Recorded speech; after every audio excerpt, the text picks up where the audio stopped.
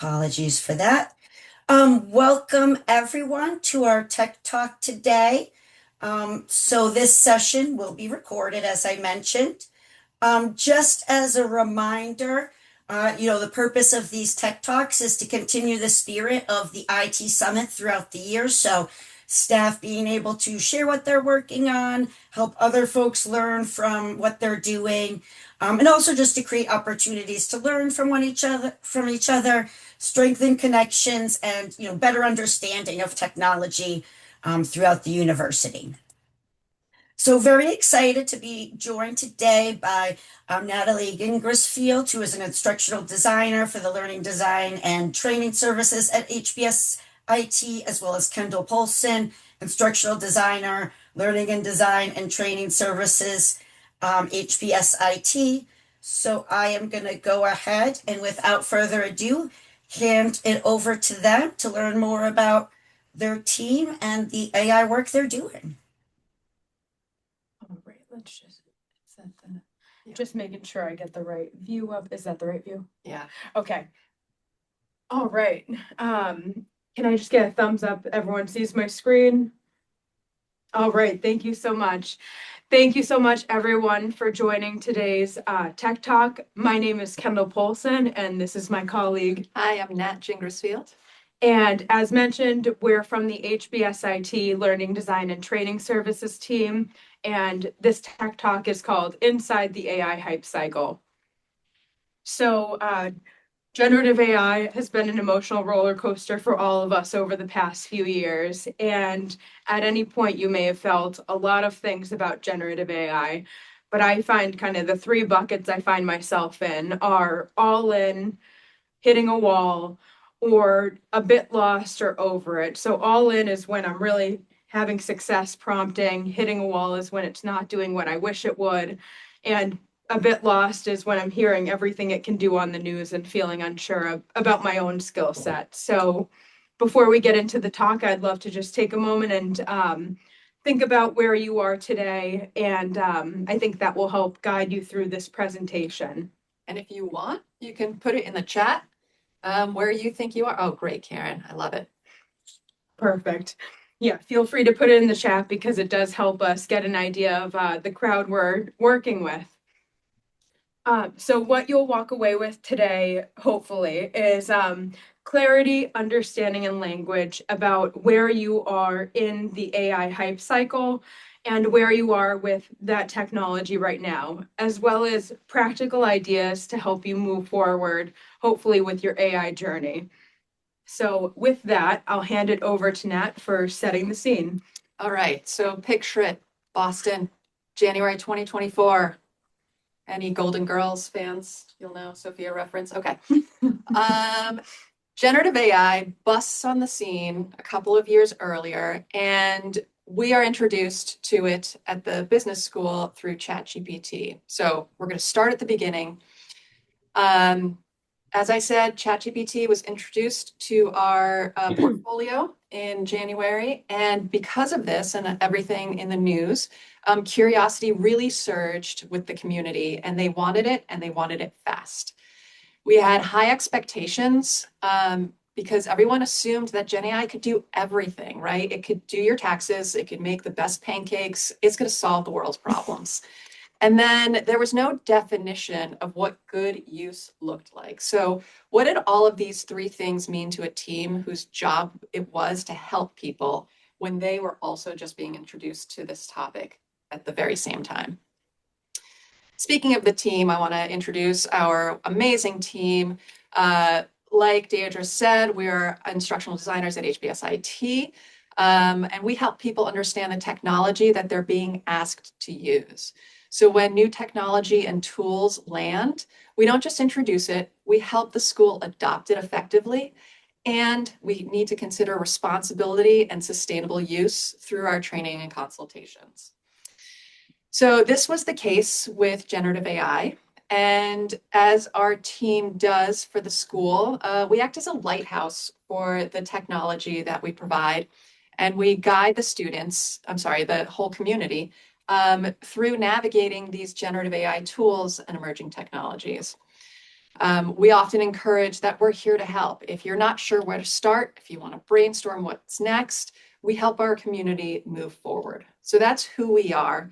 And then we're going to tack on our backpack of generative AI while we're learning about it and for the community. So in this very moment, we're faced with some challenges. And as I said, Gen AI arrived like a tidal wave, right? New possibilities. The community wanted answers before we had them, before we even had exposure to the tool. We hadn't adopted a shared language yet, or any kind of framework for what responsible use was. And we bared this weight of responsibility of having to learn fast, modeling good judgment, and guiding all of our community while we're teaching them. Lastly, we committed to build an understanding as we went, and we were pretty open about how we were learning alongside the community. Our goal was really just to keep one step ahead of them, so that we can answer as many questions as we could while we taught. So this really shaped who we were as a team with generative AI. We became realists. So our primary learnings of generative AI, which we'll go into in a little bit, they really helped us focus in on what was possible, not what was hyped to be. It allowed us to use the frustrations that we encountered with using the tool to help share what the tool could actually do, leveling expectations that were maybe misaligned.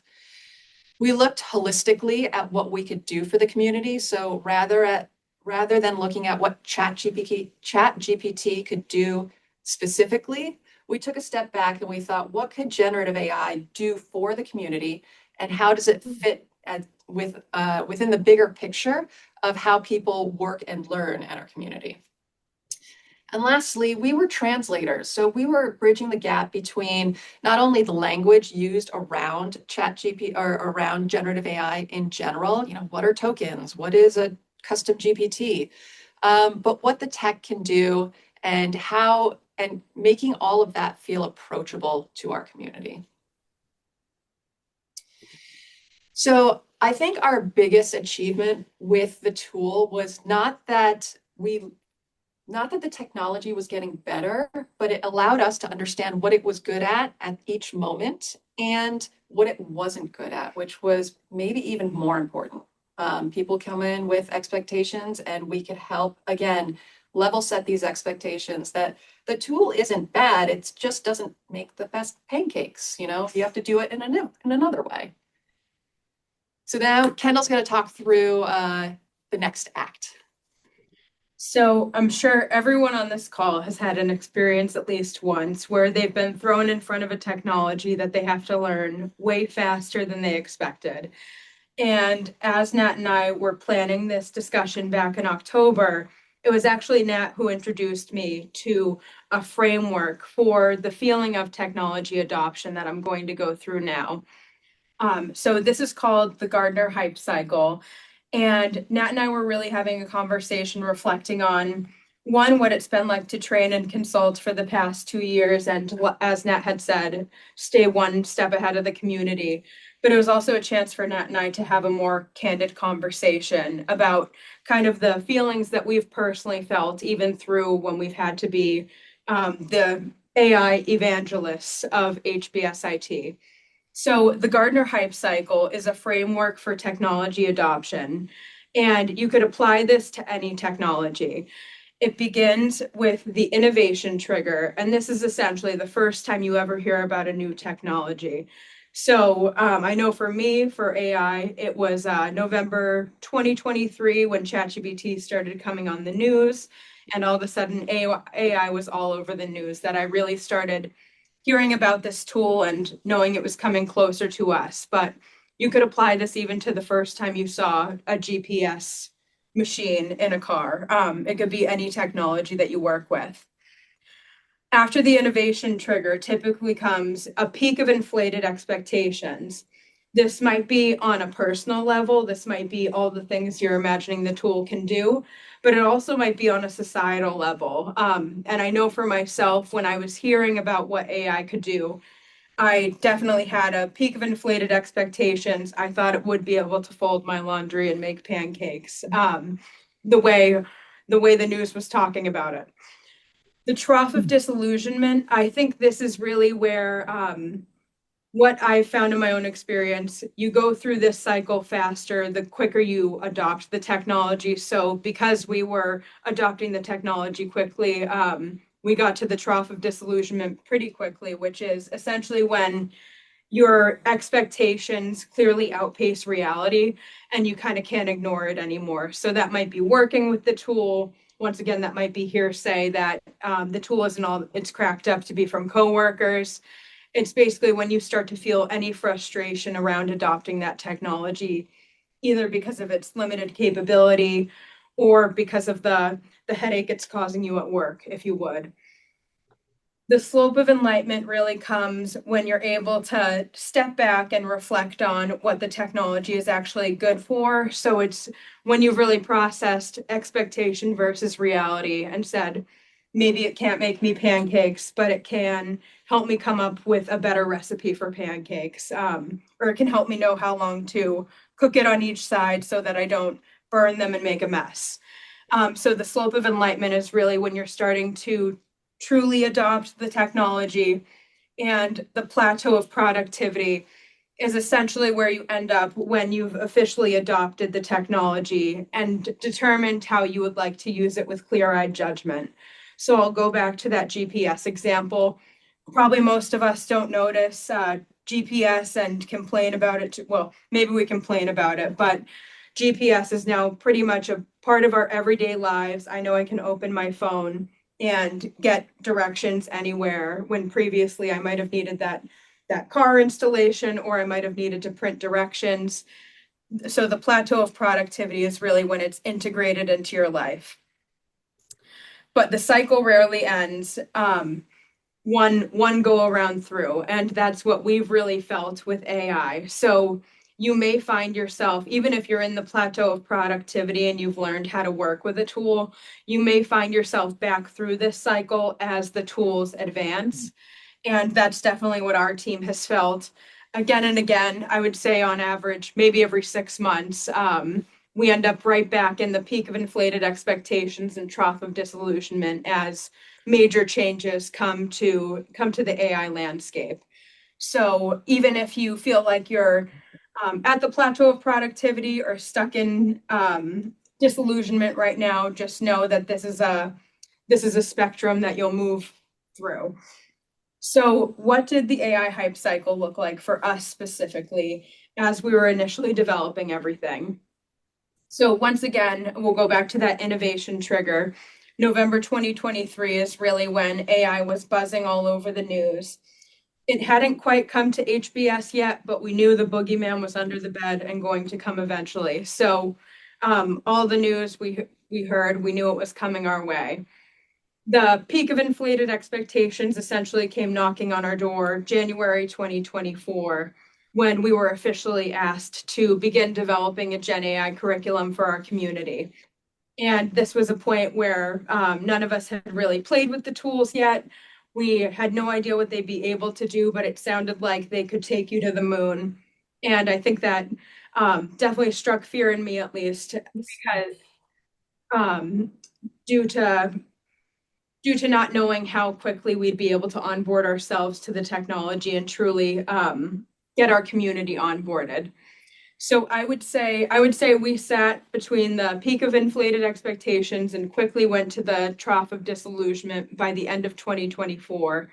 And that's as we had to work with the tools constantly and kind of get to know the tools well enough so that we could onboard the community.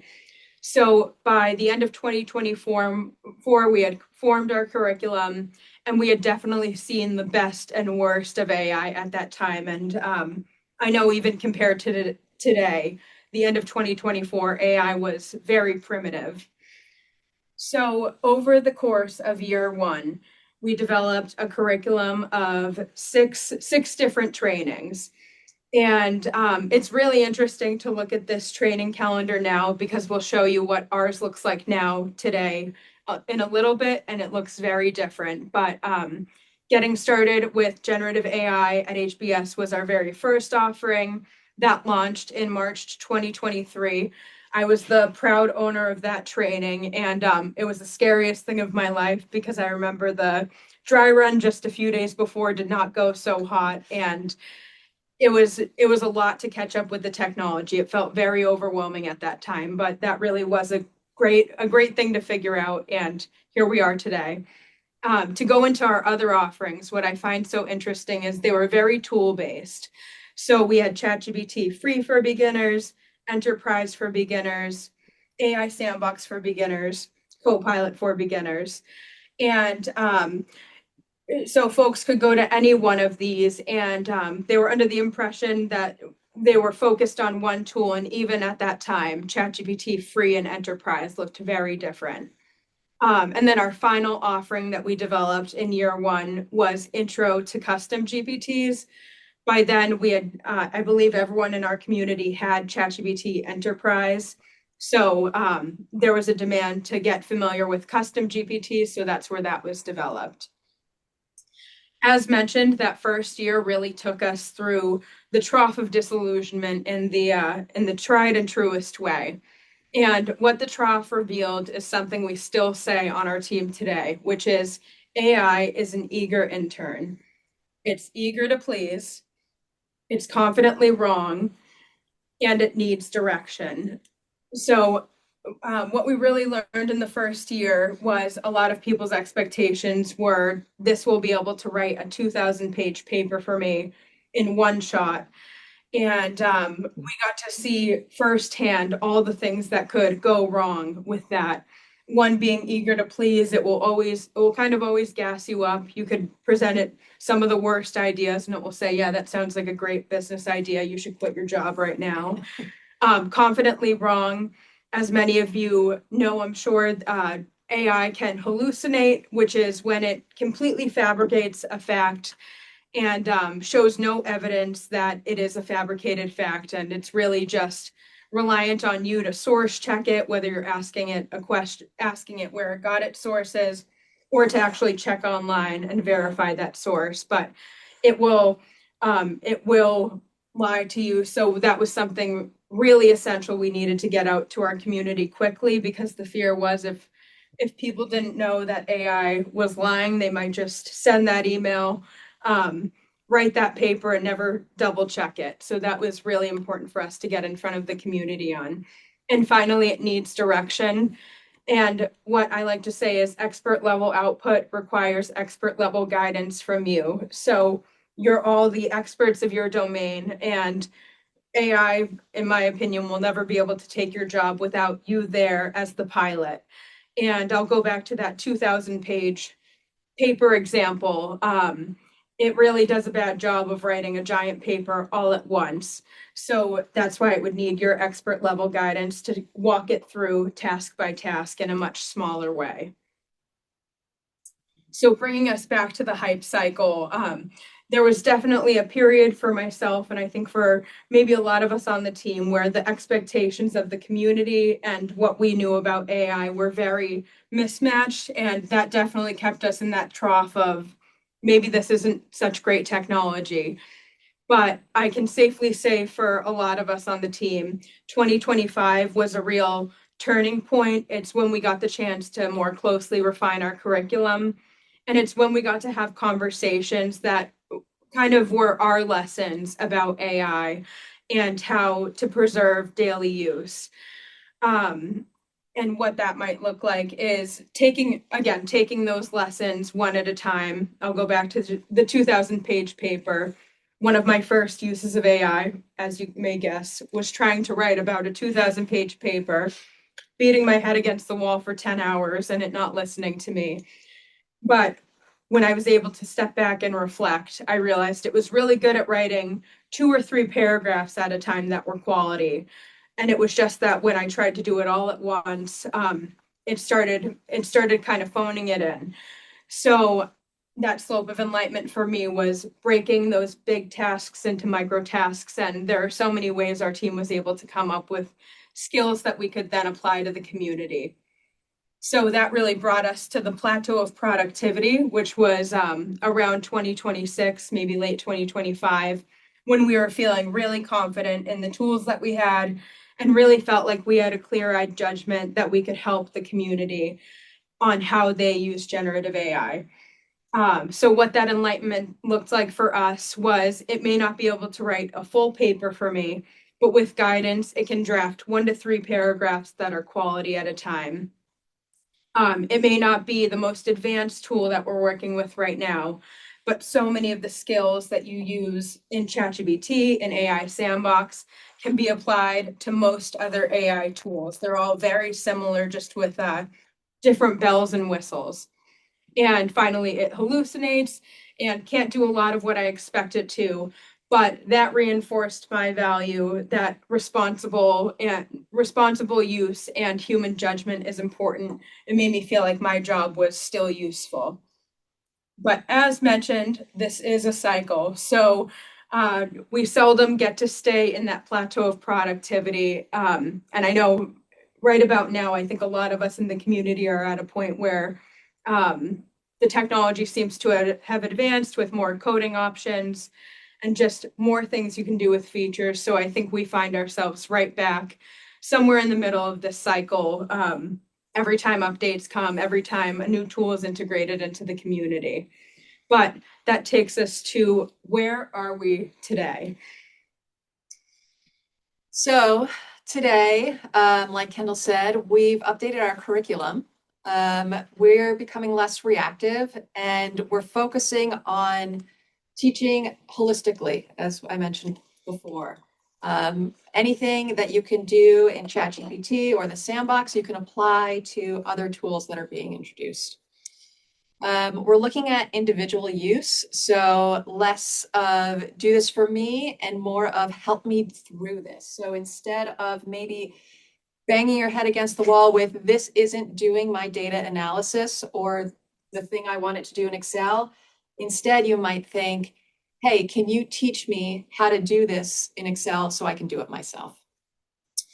And the technology continues to evolve, so we still find ourselves somewhere in the cycle. It's funny because the Gartner hype cycle is a graph, but it is still a cycle, so it's kind of a weird name. But we find ourselves somewhere in there all of the time.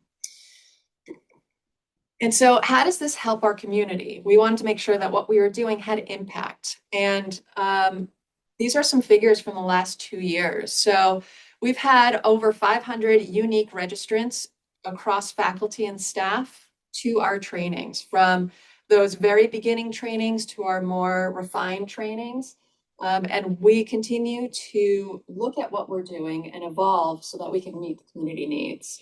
We've had nearly 90 training sessions delivered, and 34 of our departments have joined in these efforts.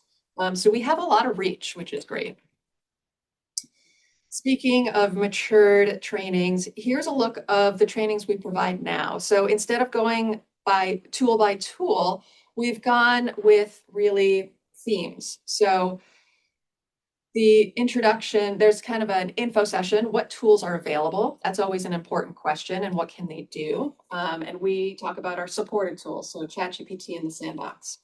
Then we have a Generative AI Foundations training, which talks about the practical skills, really the prompting. How do you write instructions? How do you be the manager of this eager intern so that you can give it the context and information that it needs more efficiently, and that it returns something relevant to what you actually are asking for. Then we still have custom GPT trainings, because that is a big feature for ChatGPT that we encourage our staff to use. And then we also offer mini consults, and these are pretty cool because we weekly have 15-minute slots where our community can just sign up and come talk to us. It could be about a specific question. It could be about wanting to learn more information about a tool or a skill. It could be about trying to become unstuck, or even hearing about what the rest of the community is doing. And that's allowed us to really connect and hear great ideas and feel the impact of all of our work. So, along with training, we also offer consultations, and we've had about 269 consultations in the past 2 years across our team of 6 or 7. And all of those consults look so different, and a lot of people are always wondering what others are asking. So, we took some time to kind of summarize a lot of big themes we've seen in these consults. A lot of themes we see are around structuring. So how do I get my output to follow the same format every time? How do I get my GPT to behave a certain way? Um, we get questions about going beyond basic usage. So some people come to us simply saying, I'm lost. My only idea is drafting an email. Can you help me hear about what others are doing with it? And that's when we really almost have a conversation about that person's job, what they don't like about their job, maybe what's mundane and taking a lot of time to get through. And we help them kind of solve how they could potentially leverage AI. Along with that, understanding the tool limit. So data security is always a big important thing at Harvard. So we'll advise people on what's safe to put in the tool, what's not safe to put in the tool. We get a lot of questions as well about data analysis, and that was definitely a barrier early on that we've been able to speak to much better now, because we're not professional data analysts by trade, but we're at least able to help people who are saying this isn't doing what I need it to do with the spreadsheet. We're able to understand the spreadsheet and understand AI's limitations enough to say maybe we break this down into smaller tasks. Maybe instead of asking AI to complete that task, we see if there's an Excel formula that can do it for you. And of course, just working with all kinds of different folks across the university. So it's a really great way for us to get familiar with what everyone's doing. And what I always find so interesting is the out of 269 consults, they really boil down to the same few themes of help me get started, help me get unstuck, help me know what's possible. So that brings us to the perspective of two super users, which would be Nat and Kendall. How do we use AI in our own lives? Yeah, so a couple of main ways I use generative AI is to delegate tasks that I'd rather not do myself. Right. And so again, thinking of Eager Intern, specifically, we write announcements to promote our trainings here at HBS, and I can do it.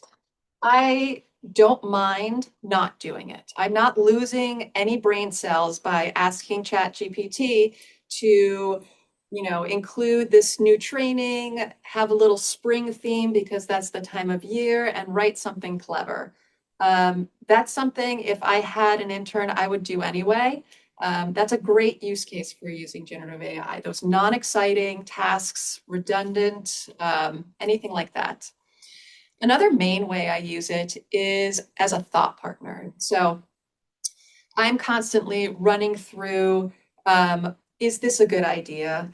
Is what are the questions for our consult that I'm going to have, does it cover everything that I need? And I'll kind of either create a GPT that helps me as a fellow instructional designer or just put it in chat, help check me. I would go to my colleagues as well. And if it's something that I would go to my colleagues for, maybe I also do it in ChatGPT just to get a well-rounded way of really fleshing out this idea. And then for me, I have a frequent analogy I use, which is I'll start by saying I think a lot of people expect AI use to look like an AI tool or a custom GPT being able to take you from point A to point Z all at once. I'll go back to that 2,000-page paper. I've rarely seen a use case where AI can help you with everything so that you don't have to touch a task. I like to think of AI as how do I say it? Those walkways at the airport that get you across I'm thinking of Logan Airport. It's a long walk from one terminal to another. Sometimes you come across those little, I feel like I won the lottery when I come across those little escalators that gets me a little quicker down a flat hallway. I kind of think of AI use as the same thing. So I rarely use it for anything major. I really use it for tiny tasks through the day. So I have to write plenty of emails. And I used to spend so much time wordsmithing my emails. That used to be a significant part of my day. What I'm able to do now is kind of messily brain dump my thoughts for an email reply or for an initial email, and I'm able to give it to ChatGPT and say, "Can you make this professional?" And voila, suddenly I'm the most professional person with the most professional email. So that's one of the ways I use it. Also, just organizing my brain dumps. There are plenty of times where I'm either working on a project, maybe it's back to an email, and I just have to communicate a lot of information to someone, but I'm struggling how to parse that information to them. Sometimes I'll just go into ChatGPT and instead of even typing a prompt, I'll turn on the little voice command where it transcribes your writing, and I'll explain a word salad dump of what I'm trying to do. And I'll ask, how would you recommend proceeding? How would you recommend structuring this email to not overwhelm the person? And it really does a great job of helping me organize my thoughts and just get everything onto paper so I can think more clearly. And then finally, it helps me get unstuck. I am someone who is perpetually, oh, what's the word? A procrastinator. I'll admit it. And the reason I procrastinate a lot of the time is overwhelm of where to begin. So ChatGPT ends up being a great thought partner in just getting me started on any major project or any major thing. So I feel like I know where to go from there. Um, so that takes us through my major use cases. Let's see. So with that, you're probably already somewhere in the cycle, and there are a few key lessons we like to often tell people that we'd love you to take away today. The frustration is a sign you're learning. I like to say, if you're frustrated with the tool, you're more proficient than you think. A failed prompt is never truly a failure. I think AI is a lesson for all of us how to get familiar with trial and error again, because I think in our professional lives, we're always so encouraged for everything to be polished, including a prompt. The prompt doesn't need to be perfect. And even if the conversation goes nowhere and you throw up your hands and say, "This is never going to write my paper for me," that is a lesson in what it can and can't do. And finally, everyone works differently. Don't let the noise of everything going around let you think that you're way behind, because the chances are that you're not. Even knowing about AI and writing your first prompt, you're more ahead than you think. So, really important things to take away: cut out the noise and just figure out what works for you. But that takes us through our presentation. Thank you so much, and I'll hand it back over to Deidre. Thank you. And to get us started, we do have a question that came up in the chat. Do you also offer AI trainings to Harvard non-business school staff? Deidre, I see you talking, but I can't I can't hear the audio. I don't know if anyone else can. I was able to hear Deidre's audio. Can you hear me now, Kendall and Nat?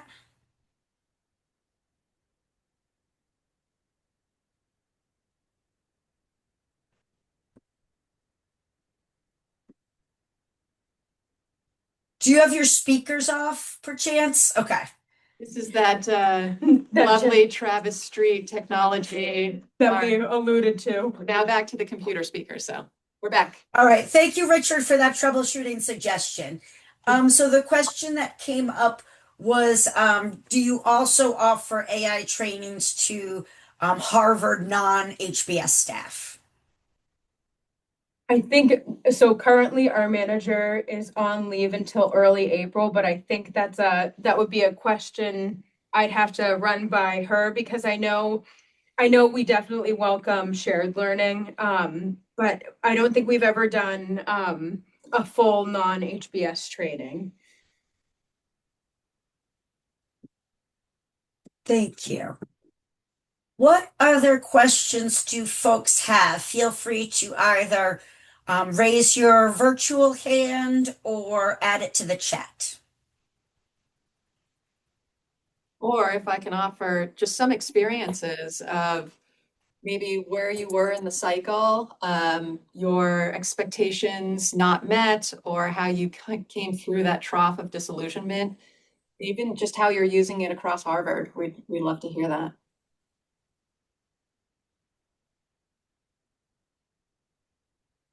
We're a school that cold calls. I'm just not saying that I will, but just saying that's the culture here. All right, we do have another question in the chat. How do we address the environmental concerns of using AI? That's a great question. And it's difficult, right? I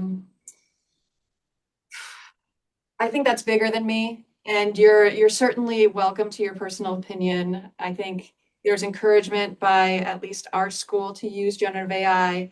We do try to promote efficiency when prompting, so you do lessen your impact that way. Um, it's a balance because you might need to start with something very basic and then get to a place more complex.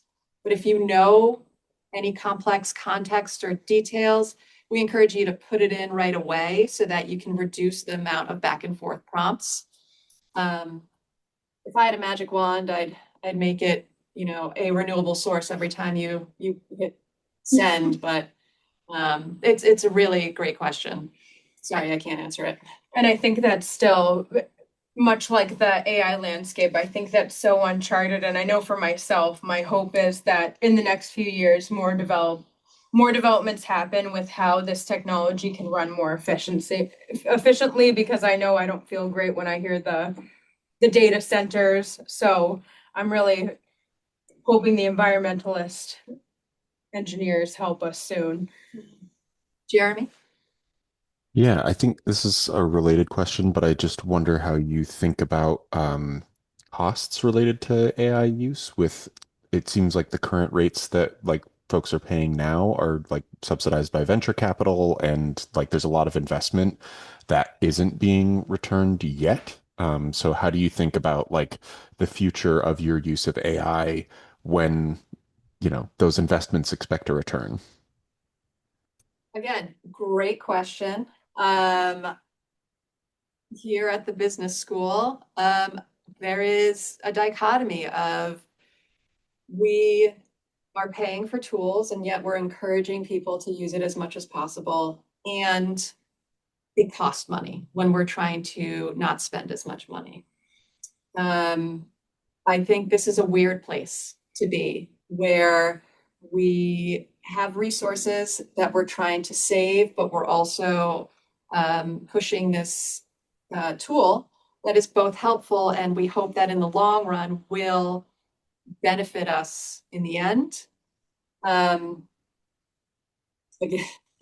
it's a non-answer from me, but it's one of these interesting places in time. And I think our team definitely doesn't have the full picture, the full leverage, but I think on our team, the way we see the cost right now is kind of how much time has something saved you. So we have one GPT in-house that's meant to author it's similar to Hewitt's KB articles that authors HBS's knowledge articles. And folks reported that without it, it takes them 30 minutes to author an article, and with it, it takes them about 10. So one way we've made sense out of that is 20 minutes saved times how many conversations that GPT has had. And I know that's saved HBS IT like 135 hours in developing KB articles. So that's just like from the ground floor, some ways that we try to make sense of the. Thanks for sharing your thoughts. Yeah. Mark's question here, if the business school uses AI to create and launch new businesses, we have courses for students that do exactly that. And I don't know who in this school that works here launches businesses. I'm sure it happens, and I wouldn't be surprised if they use AI to help them in that. Like I said, the course that we have now for launching businesses is very popular, and it's all about using AI for this. So it's encouraged. And Sophie, when building governance, how were internal procedures developed, and what role did leadership and Hewitt play? Was this led internally or a partnership with Hewitt? We very much looked to our info security group and Hewitt's info security group to think through what does responsible use mean and look like, and what is level 2 data versus level 3, like getting granular. We leave those really specific questions to those groups because we don't want to misrepresent what that is when we're consulting with our community. But it was really important to us because obviously our personal data is really important. Our students' data, the work we produce here, the cases, the knowledge, we want to keep all of that safe. So it was a group effort to make sure that what we're communicating to the community, and we still do, we still have some rogue users that use tools, and we want to make sure that if they're not in our portfolio, that they are only using level 1 data. And we try to, we're out there like dog catchers with nets, hearing about them and trying to at least give them the right knowledge. And in terms of building governance, I think to best frame our internal procedure right now, I don't know if Hewitt and HBS do too much connecting beyond. I know we have vendor meetings with ChatGPT with them, but our process right now is we have a lot of community members very eager to use every tool on the market, and our role, similar to the dog catcher, is really to stop and have a conversation with whoever wants to use said tool first to get a better idea of their use case, because our job is always to check in portfolio first and see if our in portfolio tools work for folks. So right now our in portfolio AI tools are ChatGPT and AI Sandbox. So we always request they come to us with their use case, kind of pitch why they need this new tool. We see what can be done in our existing tools, and if there is a gap, that's kind of how we help them make a case to request the new tool. But that's really where it falls with InfoSec from there. I see Karen's question here about how much oversight is required for AI use in one's work. I can say that we are encouraged here at the business school to use generative AI. It's actually one of our professional development goals. We haven't had guidance about too much or too little. And we're not necessarily saying how to use it. I personally think if you are opposed to using it, that's okay, but learn about it. Read some articles, learn about what these terms mean, and inform yourself on what it is.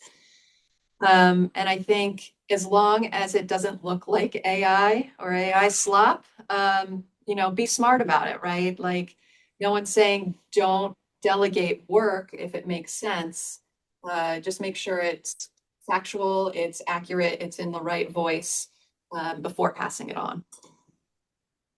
And our team definitely has an advantage, for better or for worse, that we have to be in the tool every day, testing, helping the community. But we definitely recognize with our community, those hours aren't necessarily built in for everyone in the organization. We all still have 40 hours of work a week, and we just happen to be lucky that a lot of our 40 hours are having to test the tool. So integrating it in a way that feels meaningful to you without disrupting your job too much. It's definitely understandable that others may learn it at a slower pace than us, just because we have to know the things. Yeah.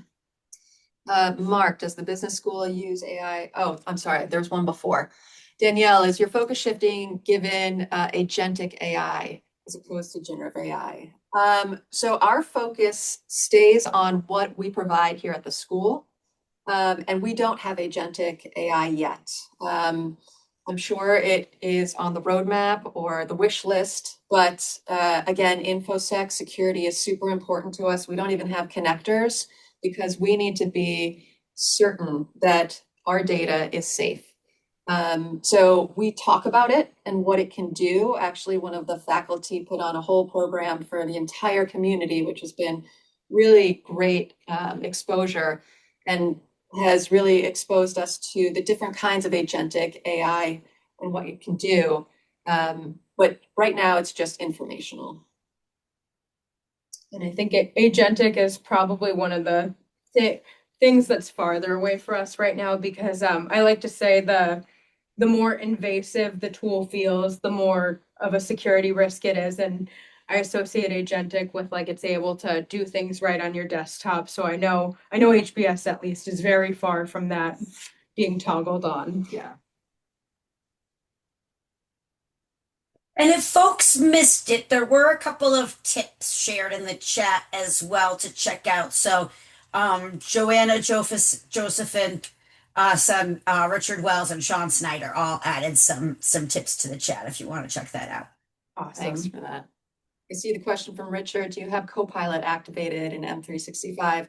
We have the standard license. We did test it early on, like a couple of years ago almost, to see what was better. Was Copilot integrated with Microsoft, integrated with the Graph, better than ChatGPT? And we found that it wasn't being used for the price tag. And so we pulled back. And although we do have Copilot, it is kind of the basic license. But I don't know who else has it. I know the publishing or HBSO, one of our other kind of offshoots does use it. And they have a premium license and they like it very much. We just kind of started and went down the ChatGPT route. Agentic in sheep's clothing. That's awesome. Yeah, I'm glad it's gotten better. I know they had a real rough start at Microsoft, and even their own team didn't really adopt it right off the bat. So I'm glad that they were able to regroup and make it better.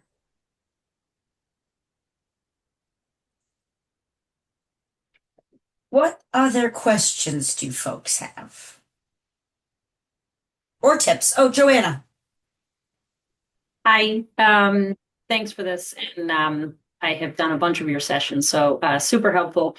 One thing I just tried that I figured wouldn't work and did not, but I do stewardship communications. So the biggest thing that I wish I could get ChatGPT to help me with is going through all of the content created at HBS across platforms and give me all of the options and then allow me to say, okay, what would donors care about? What do we need to make sure they understand? So I just tried to see if I could connect my email, my HBS email, because I have a folder called reference where I save every email I get on, whatever topic it is. And it obviously did not let me do that. But that is the capability I would love to have. I suppose web searching is also in that same topic area. Just any thoughts on how I might get what I need? I think we can safely say I would say about 70% of our consultations now kind of express that exact same desire. Like, the real limitation seems to be if only it could connect to my email, if only it could connect to these Excel sheets so I don't have to explain everything ad nauseum. So that is still up in the air with InfoSec, but the connectors seem to be the largest community demand right now. So I think if anything is going to come next, it's going to be something related to that. But any other thoughts? So this feels like one of our mini consults. One idea that I actually came across is you said you have a folder for email. And if you were to forward yourself a number of emails, it creates a .eml file. And then you could upload those to ChatGPT, maybe in chunks. It's not the most graceful way, but it is a way. Other than that, yeah, we don't have the connectors yet. We're hoping soon. I learned something new from that every day. I didn't know about that email.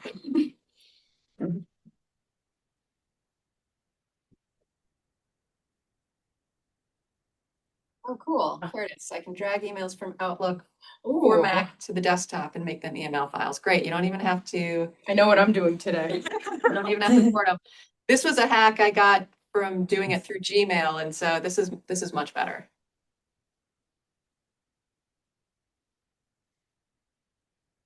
Any other questions?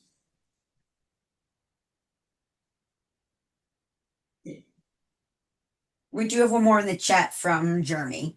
Okay, if you need to reference more text than what fits in a context window, you need to index it anyway. Also, maybe question for Gen AI, how do I export emails into plain text from a folder? Those are great too. And Jeremy, absolutely great tip. We always talk about the meta-ness of asking the question you're trying to solve. Yeah. Like, how do I do this? Asking ChatGPT, and granted, sometimes it's wrong and sometimes it thinks you can do more than you can, but it does give, I find that most helpful with Excel files. The number of times I've tried to do something with ChatGPT that turned out I could do it with an Excel formula. Once it taught me that Excel formula has been daunting. I like to say spreadsheet software was a lot scarier than AI, and we just didn't realize it.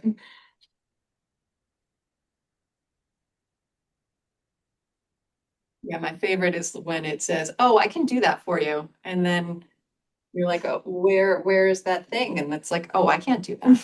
Eager intern. Yeah. I can't make you pancakes in real life.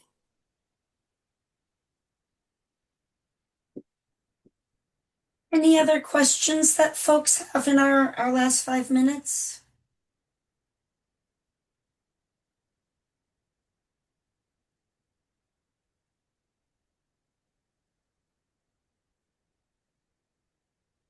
All right, we did get another tip if folks want to check that out. I love the collaboration here. Mhm. Thank you so much, everyone. This has been a great session. Yeah. It's great to see so many other faces around Harvard. And always feel free to ping one of us if you want to connect after. And I do just want to say we've got a lot of thank yous in the chat, and I definitely want to echo that. Thank you, Kendall and Nat, for taking your time and sharing everything that's happening at HBS as far as learning and using AI. Thank you all for your participation, sharing tips, asking questions. We will be sharing out the recording as well as the presentation materials. And I saw a few links in the chat that folks shared, so I'll gather those as well and send them out so folks have that as a reference. And I saw Naomi maybe posted that the next session is on communication, and we talked about communication, so check that out too. And I'll include the registration link in our follow-up email as well. Thanks so much, Thank everyone. you. Take care, everyone. Thank you.